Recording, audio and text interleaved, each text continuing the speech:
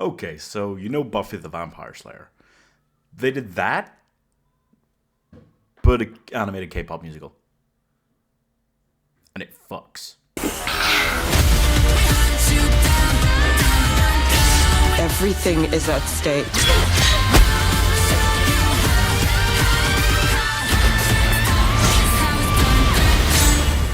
It just shouldn't work, and yet I find myself saying that an awful lot about Netflix's animated films, and more often than not, they really do work. They're one of the more consistent, actually good parts of the streaming wars, and this is one of their most insane throwing together of ideas yet, and yet here we are, and I can't stop praising it and loving it.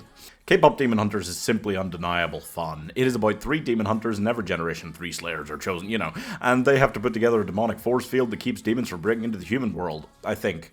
Not completely clear on how that works. The whole thing, it seemed to be they have to fight the demons literally, but they also have to fight them figuratively by creating this barrier, which means the demons can't get into our world. But the demons can still just break through the barrier. But if they turn it golden, they can't. I think that's what's going on. Anyway, the plot doesn't matter here. These 3 girls have basically got the same personality traits as, like, the Powerpuff Girls, or Totally Spies, or any, like, trio of badass females in history. There's a leader, a badass one, and a cutesy one. That's the whole vibe. Anyway, the Demon King, who's basically a big fire, sends a group of demons to attack them by stealing their fans by posing as, you guessed it, a K-pop boy band. But the leader of this group, the Saja Boys, is into the leader of Huntrix, and she's also half demon and has been hiding that for years by wearing long sleeves to hide her markings. While in a girl band? Really? Doesn't matter. And then they sing a duet together. It's hornier than most actual sex scenes you've ever seen. The whole thing is just, the plot is messy.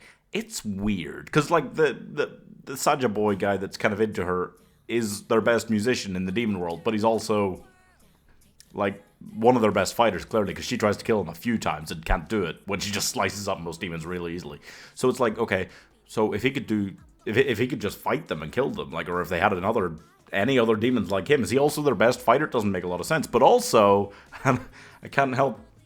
God, there's a lot of problems with it if you dig into it, like, because also the demons can just look like them or whoever they want and trick them. So if they can do that, if they're capable of just looking like whoever they want, shapeshifting at any time, how have they not won? How have they not killed them yet? But it doesn't matter. The plot is not important here, because what matters is the music, the really fun action scenes, the relationships between characters, a lot of powerful emotion built in. I mean, all of the themes about, like, self-acceptance and learning to love yourself and accept yourself and be out there and open about who you are, like, Pixar wishes they could. So yeah, she's trying to change this bad boy demon he hates the Demon King, but he has literally been working for him and murdering people by the thousands for hundreds and thousands of years. But that's fine, because, he's cute and sings little songs about soda pop. The whole enemies to lovers trope thing, it doesn't feel like it works quite as well when he is still literally, right now, in the process of killing, like, by the thousands.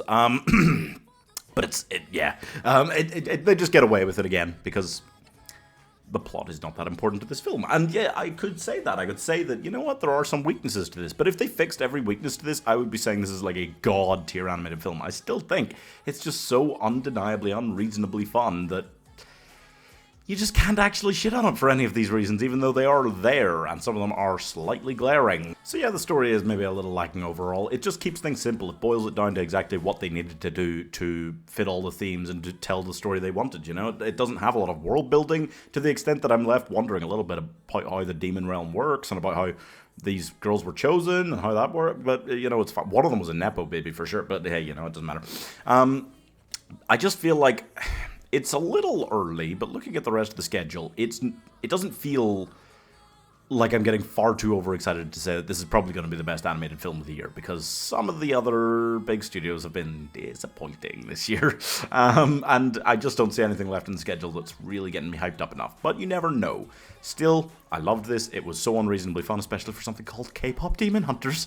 And I'm giving, maybe one day Netflix will actually do some marketing for one of these films. 4.5 stars. I can't tell you how often I've seen a new Netflix animated film, and it's like been absolutely banging, absolutely incredible, and I'm yelling into the abyss and hearing nothing back about it because nobody's seen it. Like, seriously, they just do no marketing at all for these ones, and they are their best works.